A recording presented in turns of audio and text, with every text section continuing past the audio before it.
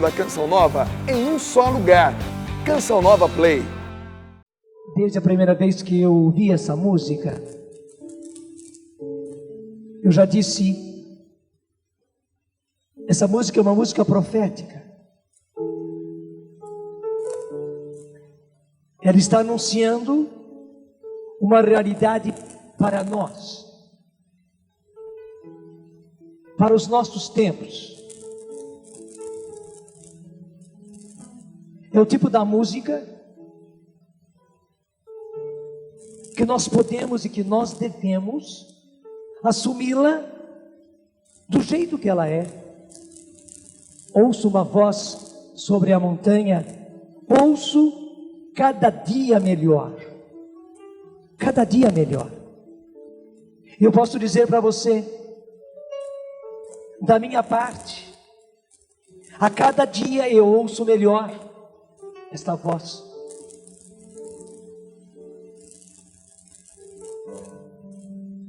Qual é essa voz? A própria música diz: e eis uma voz a clamar: preparai, preparai o caminho, preparai o caminho do Senhor. Na segunda estrofe vai dizer: vejo um rei sobre a montanha. Porque é Ele que está vindo, como Rei dos Reis, como Senhor dos Senhores. A primeira vez que Ele veio pobre, humilde. Ele nasceu em Belém, e para nascer nenhuma casa lhe foi dada. Ele foi obrigado a nascer numa estrebaria. Um coxo foi usado para o seu berço. Quem de nós teve um coxo? Coxo. Até a palavra manjedoura, vem de mangiare, né, no italiano. A manjedoura é o lugar, é o coxo onde os bois comem. Quem de nós teve um coxo onde os bois, as vacas comem? Quem teve este berço? E a Ele foi dado unicamente. Ele aceitou, ele acolheu. Logo depois ele é obrigado a ir para o exílio no Egito. Quando volta, ele vai para Nazaré, uma cidade pequenininha, até da qual se diz: pode vir coisa boa de Nazaré. Viveu 30 anos na vida simples, de família ali, trabalhando com José na carpintaria. Depois dos 3 anos, mais perseguido pelo seu próprio povo, incompreendido, e termina na cruz. A primeira vez ele veio assim, mas deixou a semente do reino de Deus. Não deixou apenas na terra, mas deixou em corações, em vidas. O próprio Jesus fala disso no Evangelho: nenhum agricultor planta a semente e já vai colher. Foi o que ele fez. Ele plantou, e plantou em corações. E essa semente tem brotado e tem crescido em corações. É só depois que o agricultor vem para colher. Mas chega um dia que o agricultor tem que chegar e tem que colher. E esse dia da vinda do Senhor para colher o que Ele plantou está cada vez mais perto. E assim como Ele veio a primeira vez, pobre, humilde, quase que no escondimento, e termina numa cruz, na segunda vez Ele virá como Rei. Ele virá como aquilo que Ele é. Ele virá como soberano, Rei dos Reis e Senhor dos Senhores. É assim que o Senhor virá uma segunda vez. E é isso que nós cantamos: vejo um rei sobre a montanha, vejo cada dia melhor. E eu preciso dizer para você, graças a Deus, eu vejo cada dia melhor. Claro, eu não estou dizendo para você que eu tenho aparições, que eu tenho visões. Não, pelos fatos, pelos acontecimentos, por aquilo que o próprio Espírito Santo vai colocando no meu coração, pela situação que eu vou apalpando a cada dia. Eu não posso negar. Vejo cada dia melhor esse rei que vem sobre a montanha. E eis uma voz a clamar. E por isso, como a cada dia eu ouço melhor, como a cada dia eu vejo melhor, um rei que vem, eu só posso aceitar essa palavra: preparai o caminho do Senhor. E eu só posso investir a minha vida inteira na preparação do caminho do Senhor, só posso. Eu não posso regatear a minha vida, eu não posso ficar economizando, não posso. Eu não posso permitir desvios na minha vida. Claro, eu sou fraco, eu erro, mas o tempo todo eu estou recolocando, realinhando a minha vida nisso. Preparai o caminho do Senhor, preparai o caminho do Senhor. Interessantíssimo. Quando Luzia trouxe na oração o cântico de Zacarias, e depois ela fez com que nós todos proclamássemos juntos essa palavra profética. É um cântico, mas é uma palavra profética. O meu coração foi se afogueando. E por quê? Eu vou lhe contar.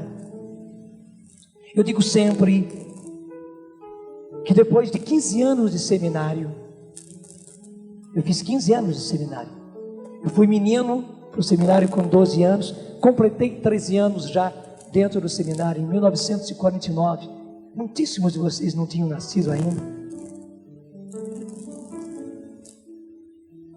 Já vai completar 51 anos. No ano passado fez 50 anos. Depois de 15 anos de seminário, no último ano,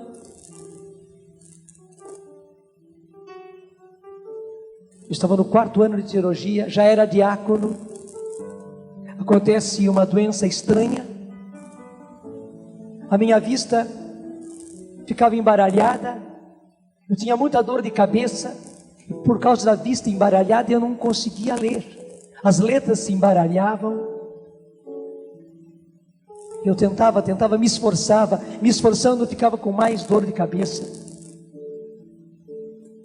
Graças a Deus eu era um bom seminarista, empenhado em tudo, não só nos estudos, mas em todo o restante da vida própria de um seminarista. Meus superiores sabiam disso, portanto também se empenharam comigo.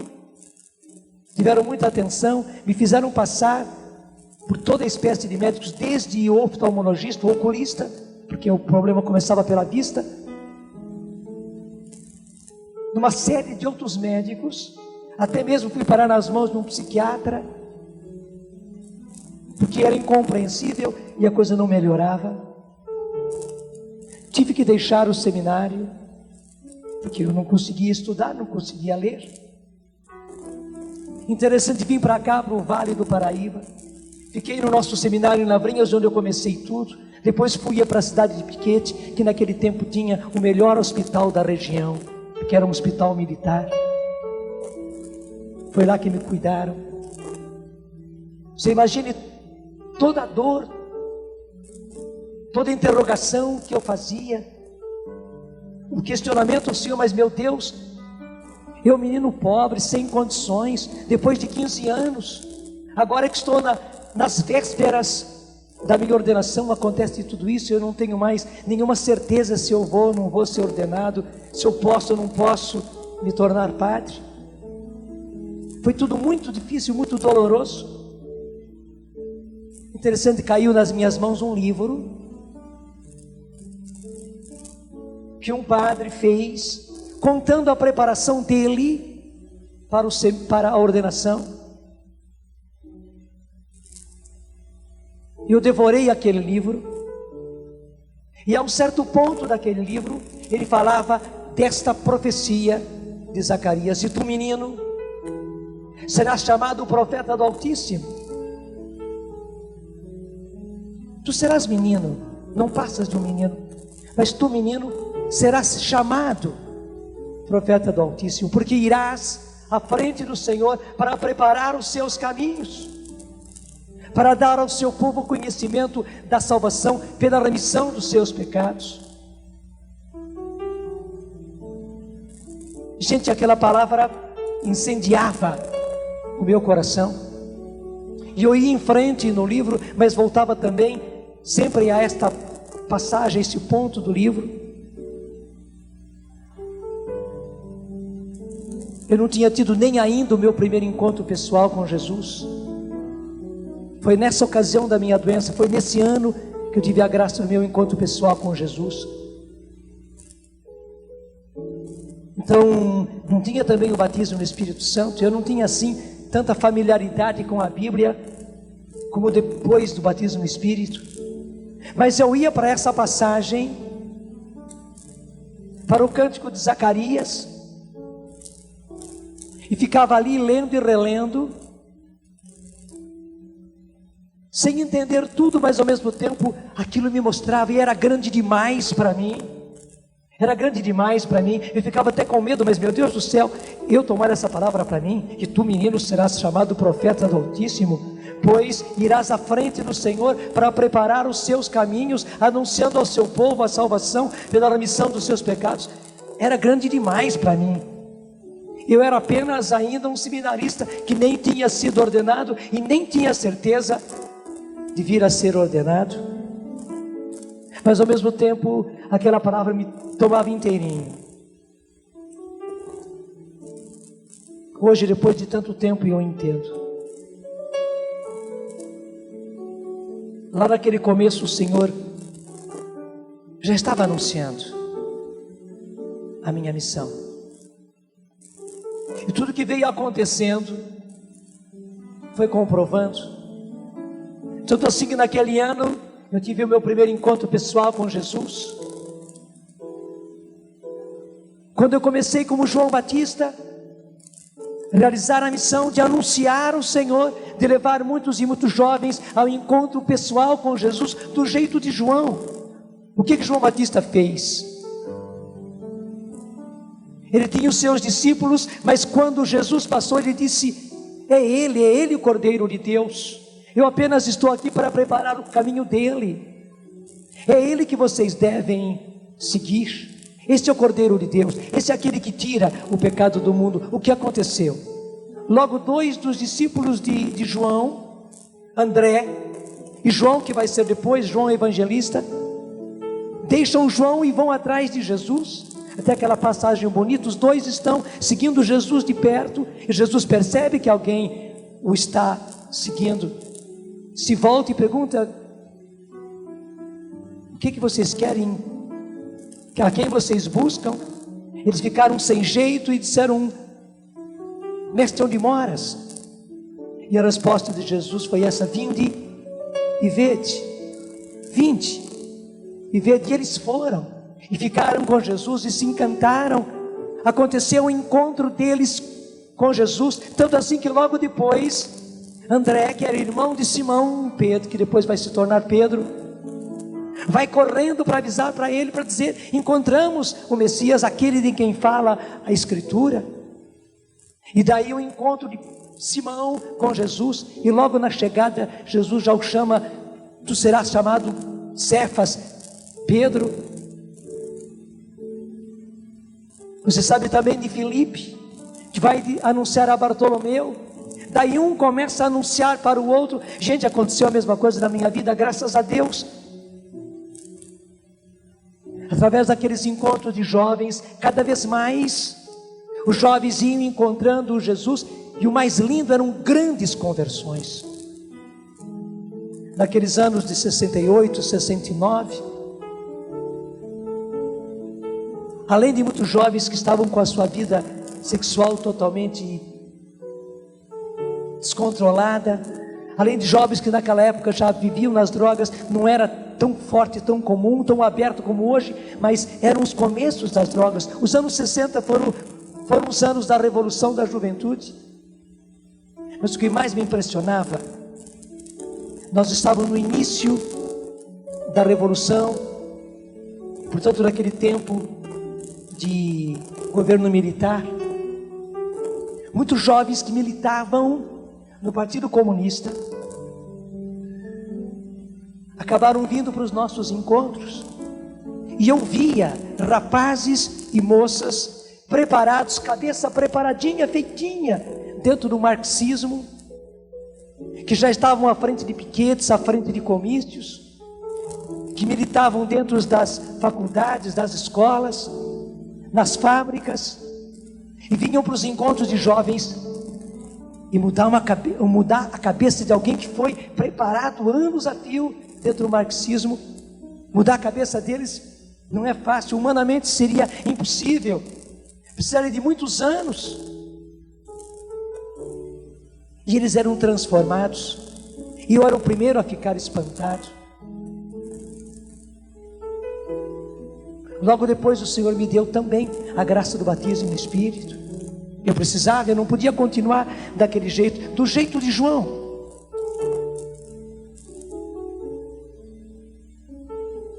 E quando nós começamos com a renovação, não foi fácil. Não foi fácil porque, graças a Deus, eu tive a graça de abraçar completamente o que era a renovação. Aconteceu comigo, eu entendi o que era o batismo no Espírito. Eu compreendi o que era para a vida das pessoas, porque eu vi na minha vida o ser batizado no Espírito Santo. Eu, graças a Deus, me capacitei da realidade dos dons e da necessidade dos dons para poder evangelizar. Eu vi que para anunciar o Senhor e que para que as pessoas realmente fossem transformadas, porque era preciso uma transformação. Era preciso uma transformação, não era uma coisinha qualquer. Então, para que a transformação acontecesse, era preciso os dons eram necessários. Além do dom de cura, além do dom de libertação.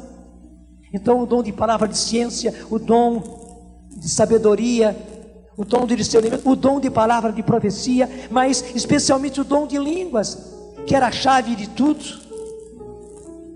Então, me aventurar em levar às pessoas a graça do batismo no Espírito Santo e falar abertamente do batismo no Espírito Santo. Gente, não foi mole.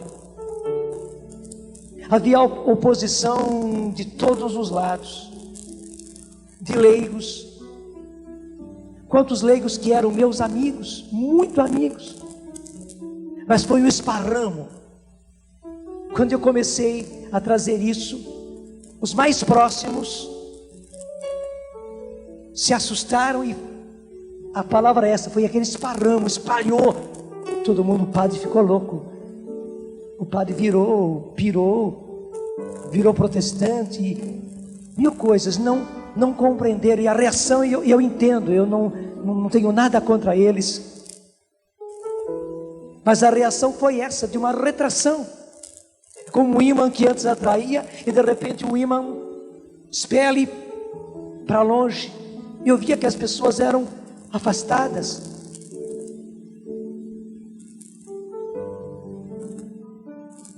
A realidade de ter que anunciar os dons, a partir do dom de línguas, foi terrível. Porque falar em dom de línguas naquele tempo, imagina lá nos começos dos anos 70, não foi fácil, tinha a oposição cerrada de leigos. Houve uma pessoa que tornou-se muito íntima, que nos ajudou muito, que foi muito próxima, que se gastou para aqueles inícios nossos, que depois vieram a gerar a Canção Nova e a comunidade e tudo mais. Mas ele não compreendeu o dom de línguas e acabou fazendo a maior oposição. E ele também fez um esparramo, levou a coisa até mesmo para o bispo da nossa diocese naquele tempo, Dom Antônio, que hoje é amicíssimo nosso. Hoje, enquanto nós estamos aqui, ele está lá embaixo na televisão, gravando os programas que ele apresenta todos os dias. Vai almoçar conosco hoje na hora do almoço. Mas foi levado a ele também, e claro, uma pessoa íntima nossa, e vai levar isso e dizendo que não podia aceitar aquela loucura que eu estava fazendo, de levar o dom de línguas, de falar de dom de línguas, de orar em línguas com as pessoas. Isso foi um reforço para o próprio bispo, e o bispo disse: não, realmente não pode ser. Você imagine quando o bispo me chamou e falou comigo, e disse: Padre Jonas, mas são até os seus íntimos, eu só não vou dizer o nome dele, mas esse senhor, que é próximo do Senhor, que o ajuda, ele não aceita, ele não concorda. O senhor acha que o senhor está certo? Dom Antônio me perguntou: o senhor acha que o senhor está certo? Gente, não foi fácil, mas eu não podia dizer ao contrário. Era preciso que eu continuasse a anunciar às pessoas e ajudá-las, porque até com toda essa oposição ficava difícil para as pessoas abrirem-se ao dom de línguas. Mas eu precisava dizer a elas, não era por mania, mas essa porta precisava ser aberta, porque se não se abrissem essas portas, não se abriam a porta dos dons, e não se abririam as portas para essa evangelização com força, com poder. Eu tive que continuar. Você não imagina também tudo aquilo que aconteceu por causa do dom de cura? Por um lado, as pessoas eram curadas, e porque testemunhavam que eram curadas, a gente é que levava a paulada. E as pessoas diziam: mas vocês não podem fazer isso, vocês não podem ficar anunciando essas curas, vocês não podem dizer que as pessoas são curadas. Mas as pessoas eram curadas, meu Deus do céu. Você não imagina como foi o sofrimento. Eu nem imaginava, mas acho que hoje é o dia de eu testemunhar que essa é a causa dos meus cabelos brancos. É real. Vocês riram, mas é real, porque eu não estou brincando. Você sabe que quando a pessoa tem pressões psicológicas muito fortes, pode acontecer até de um dia para o outro a pessoa branquear com seus cabelos. Os meus cabelos, primeiro, eu tinha cabelos, e segundo, nunca foram pretos, mas eram castanhos. Cabelos muito rebeldes, mas castanhos, tinham cor. Gente, rapidamente, eu não tinha ainda 48, ainda não tinha 40 anos. Os meus cabelos branquearam rápido. A Lu se lembra muito bem disso. Rápido. 72, 73. Eu já estava com os cabelos branqueando. Por quê? Hoje para mim é uma glória. Eu posso dizer, os meus cabelos são a demonstração do meu sacrifício, da minha dor, da minha cruz, por causa da renovação, por causa do batismo no Espírito, por causa dos dons do Espírito Santo, por causa dessa evangelização com força, com poder. Posso testemunhar isso, e hoje para mim é uma alegria, a primeira vez que eu falo isso. Essa é a causa dos meus cabelos brancos, as tremendas pressões psicológicas.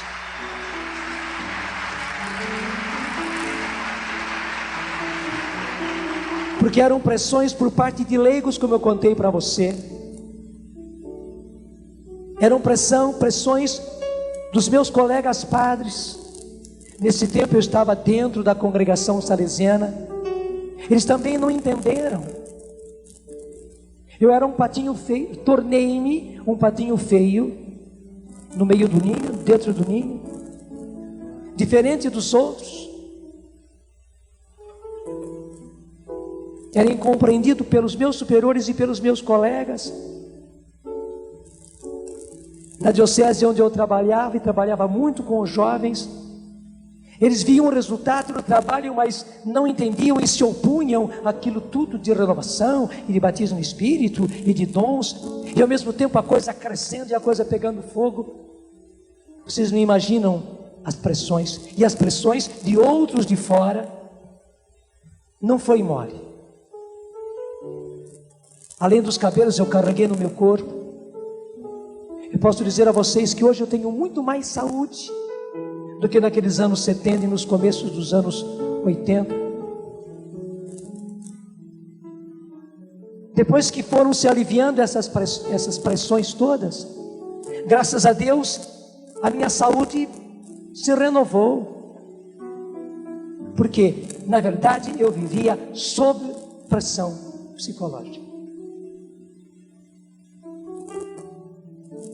Mas graças a Deus eu não desisti. E a coisa está aí. Eu posso dizer, graças a Deus, pelo Brasil inteiro. Nós não tínhamos nesse tempo televisão e nem mesmo rádio. Ainda não tinham começado as fitas cassetes. Depois vieram as fitas cassetes. Depois veio a rádio, começou só aqui na região. Veio depois a televisão. Mas já naquele começo, graças a Deus, a coisa foi indo pelo Brasil inteirinho, pelo Brasil inteirinho, pelo Brasil inteirinho. Muitos de vocês se lembram de tia Laura, que recebeu de Deus um dom de cura muito forte, muito impressionante.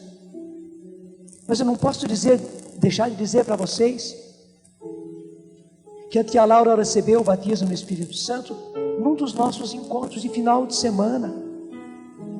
Eu me lembro quando ela me contou o que se passou com ela, eu disse, já a chamava respeitosamente de tia. Ela se tornou tia Laura no Brasil inteiro, porque eu pessoalmente a chamava de tia, porque ela já era uma senhora de idade, veneranda, que até aceitou fazer a experiência de oração no meio de jovens, e teve uma grande graça de transformação. Eu disse, tia, não dá para negar isso é batismo no Espírito. Eu vi quando desabrochou, deixa eu dizer melhor, e eu impus as minhas mãos sobre as mãos da tia Laura, pedindo a Deus que confirmasse nela o dom de cura. E eu mesmo fiquei admirado, vendo depois tudo que Deus fez. Não é para minha glória, eu fui apenas instrumento, mas que tudo isso aconteceu ali debaixo dos meus olhos, isso é real. O que ela sofreu e o que nós dois sofremos juntos, por causa do dom de cura. E as curas aconteciam. Se não acontecessem, se nós falássemos a respeito de cura, mas não acontecesse nada, tudo bem, está tudo errado mesmo. Mas as curas aconteciam, e porque as curas aconteciam é que a gente então levava tudo aquilo, aquela refrega verdadeira. Mas graças a Deus eu não parei. E mais ainda, a Canção Nova foi formada desde os seus inícios no batismo no Espírito Santo, nos dons do Espírito Santo. E não dá para negar, nós somos Renovação Carismática Católica, somos. A Canção Nova é, e não tem como negar.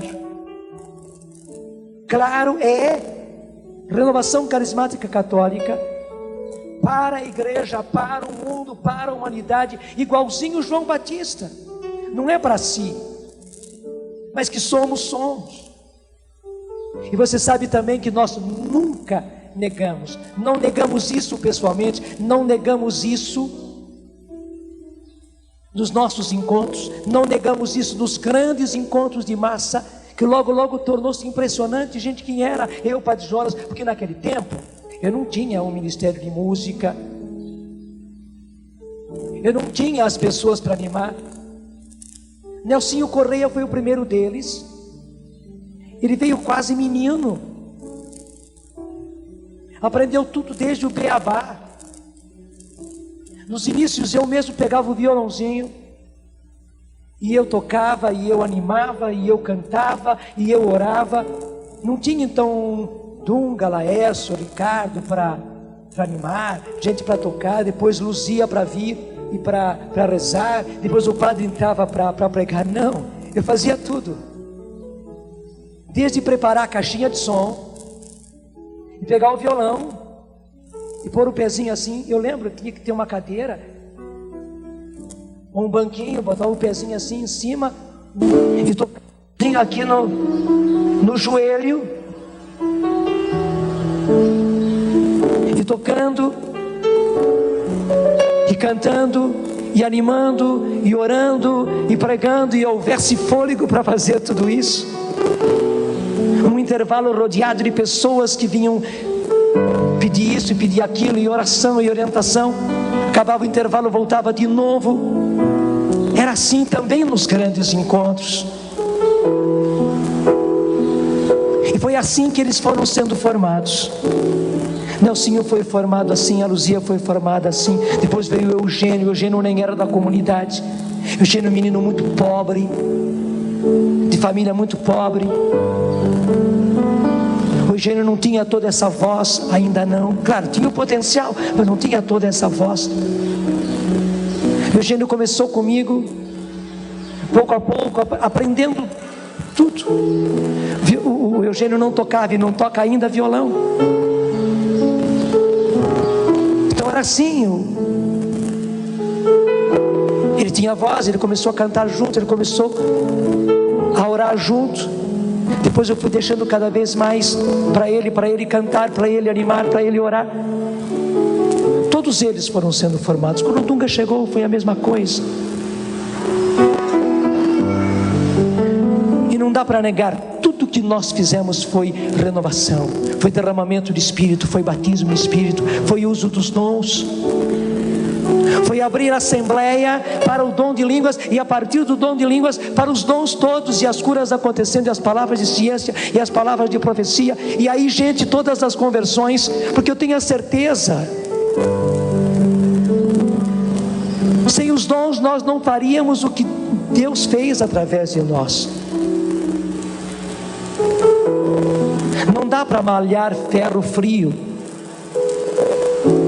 Mas depois que o ferro foi na fornalha e volta ferro em brasa, o próprio ferro fica amolecido. Daí sim você pode malhar o ferro, você pode pegar a torquês e revirar o ferro e dar a forma que ele precisa. E era o que nós víamos, mas era preciso a fornalha dos dons. Sem isso não era possível. Muita gente queria que nós fizéssemos tudo. E quantas vezes bispos, claro, com jeito, com caridade,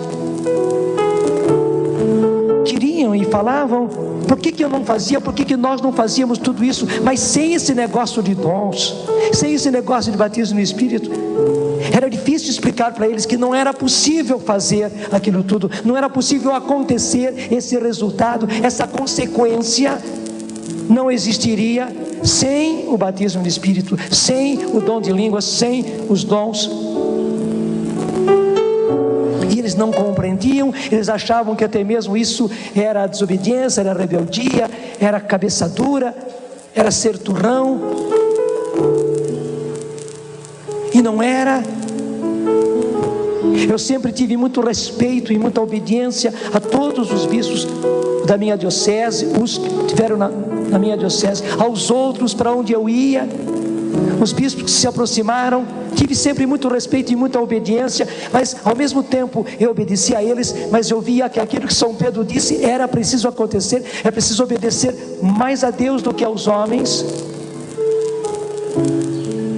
E gente, não era fácil, era também uma pressão psicológica, era uma divisão dentro de mim mesmo, porque ao mesmo tempo eu queria obedecer, eu estava resolvido a obedecer, eu obedecia, mas ao mesmo tempo, sem desobedecer, eu precisava obedecer mais a Deus.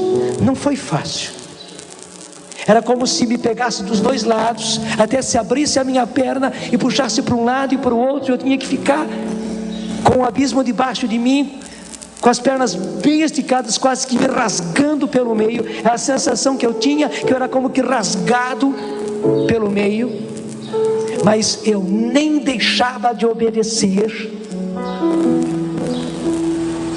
aos meus superiores, aos bispos, e nem deixava de obedecer a Deus, e mais a Deus, e ora aqui e ora ali. Só podia dar cabelos brancos. só podia dar pedra na vesícula,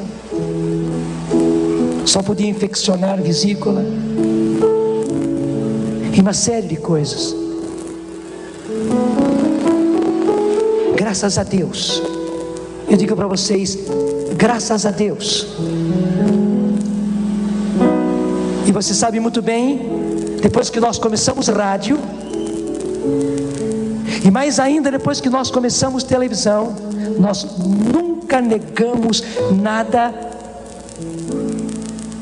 E a coisa ia então pelo ar, já nos tempos da rádio, era do jeito que nós fazíamos, ia tudo para o ar, com derramamento do Espírito Santo, pedido de batismo no Espírito, com dom de línguas, com o uso dos dons.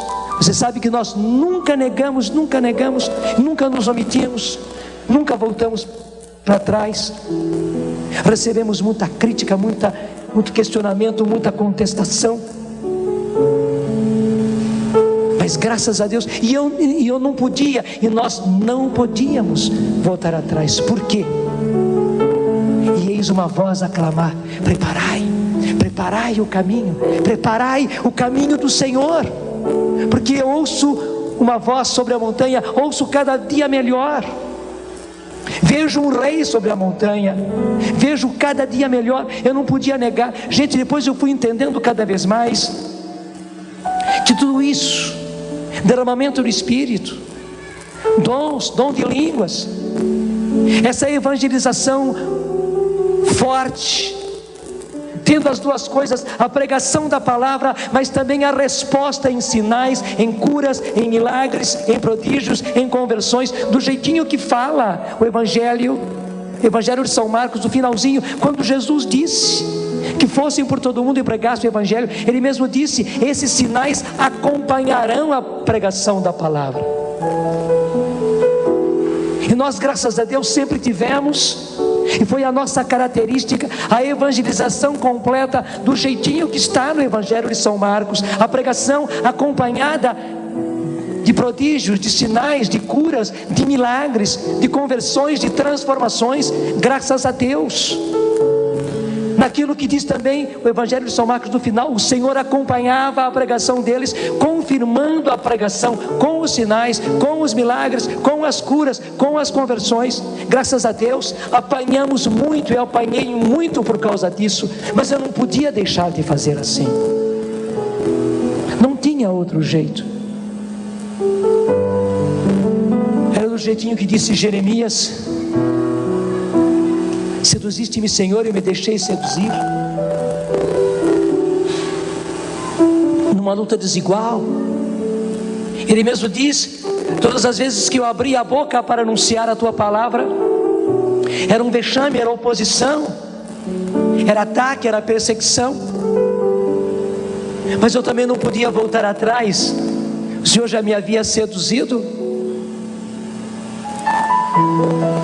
Dentro de mim, apesar de toda a perseguição, dizia Jeremias, havia um fogo dentro de mim, era mais forte do que eu não posso dizer diferente. Claro, para mim é muito menor, é mínimo. Jeremias era daquele tamanho, era para mim uma sementinha, mas era a mesma coisa, a sementinha era a mesma. Agora você imagina, quando o Senhor começou a me impulsionar, e não somente era um impulso interior, pela palavra, que caía nessas passagens, eu fui como que empurrado pelo Senhor, para falar a respeito da vinda do Senhor, dos fins dos tempos, da nossa preparação, que era preciso preparar-se, que o Senhor faria a divisão das águas, que nós precisávamos nos converter para valer, porque a vinda do Senhor era próxima, estava próxima, porque o Senhor viria em breve,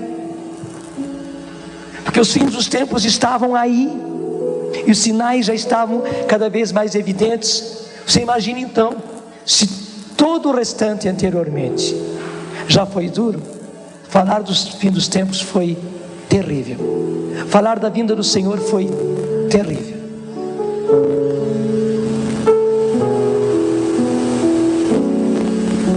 Acho que os cabelos embranqueceram segunda vez.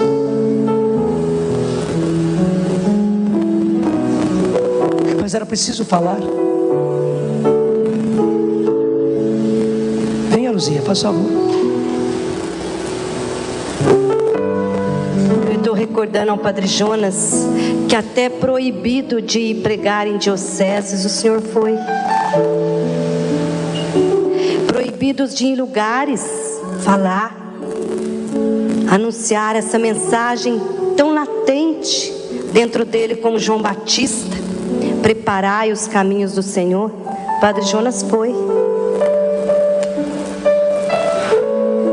Padre Jonas, o senhor vai chegar lá. Mas a glória,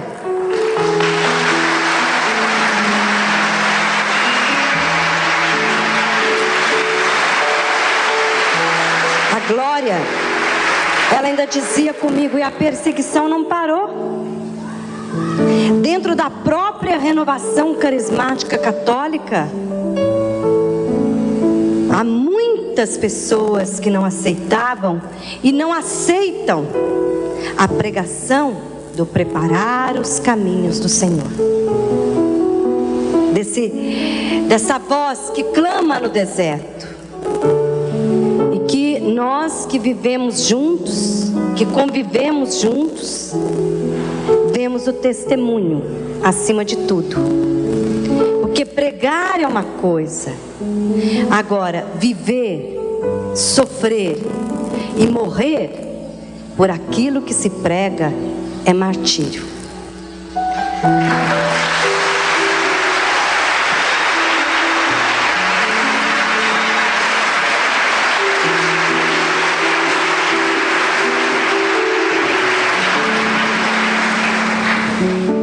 Eu não teria coragem de falar, mas ela vive comigo há 25 anos.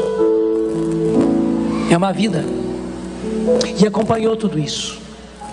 E seguiu de perto. Eu sou obrigado a dizer mesmo. Era e é ainda em muita gente da renovação. Em gente que está à frente, gente que coordena a diocese, que coordena estado, que coordena em comissão e em conselho nacional. Houve e há pessoas que não concordam e que não aceitam. Assim como padres, bispos, leigos não aceitavam batismo em espírito, não aceitavam dons, não aceitavam línguas, não aceitavam cura. Dentro da própria renovação,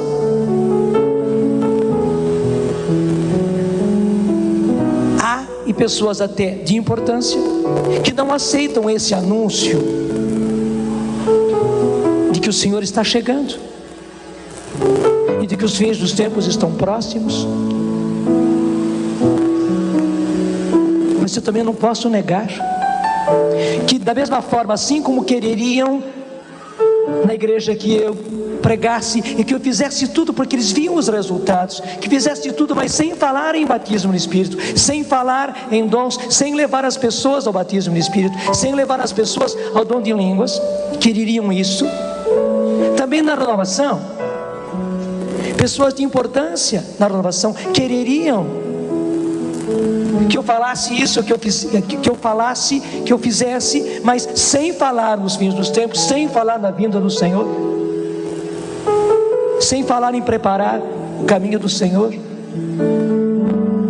Mas eu também não posso deixar de falar,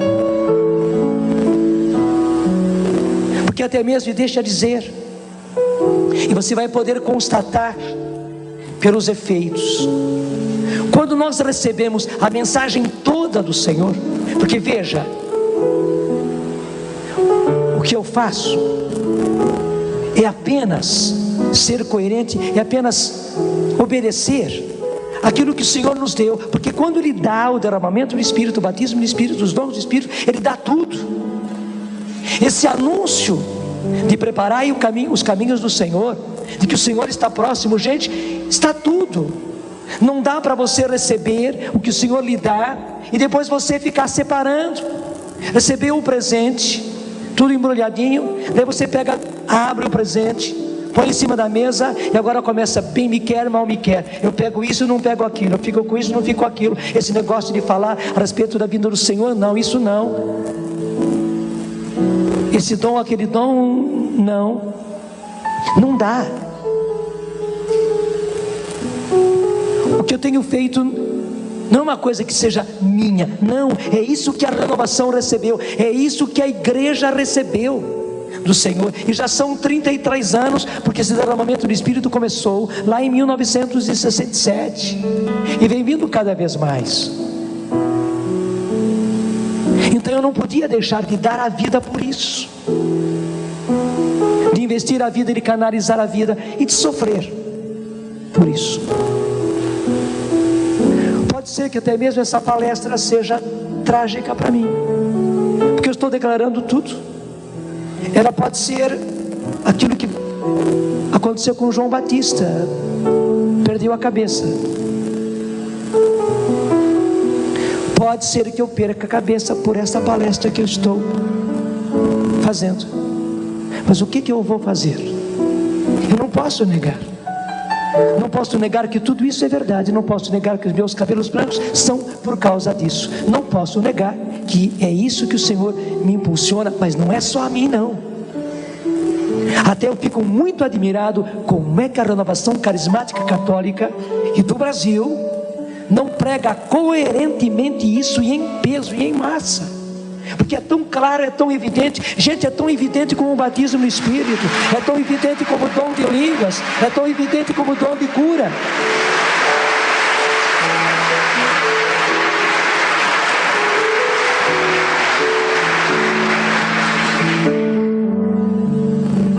Mas se os outros não fazem, se os outros se omitem, se os outros têm receio, se os outros agem diplomaticamente, agem até politicamente para não perder o próprio prestígio, a própria posição, eu não posso julgar, eu preciso ir em frente. Então eu estou testemunhando de mim. Não sei se eu consigo me explicar. Dizendo isso, eu não me estou pondo na frente como se eu fosse o melhor, não, é bem ao contrário, mas eu preciso testemunhar que da minha parte é assim.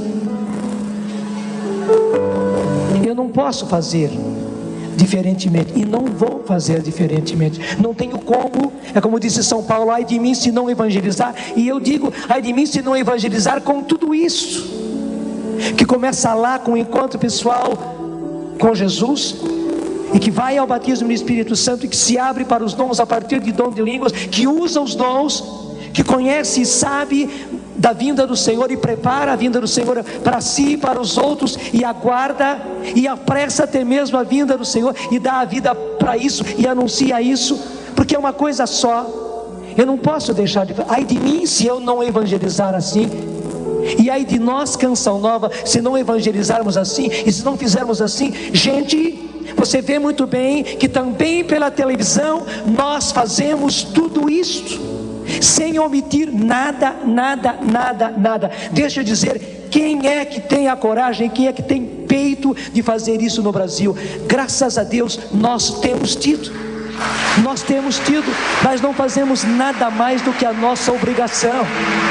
Não fazemos nada mais do que a nossa obrigação. Tudo da Canção Nova em um só lugar. Canção Nova Play.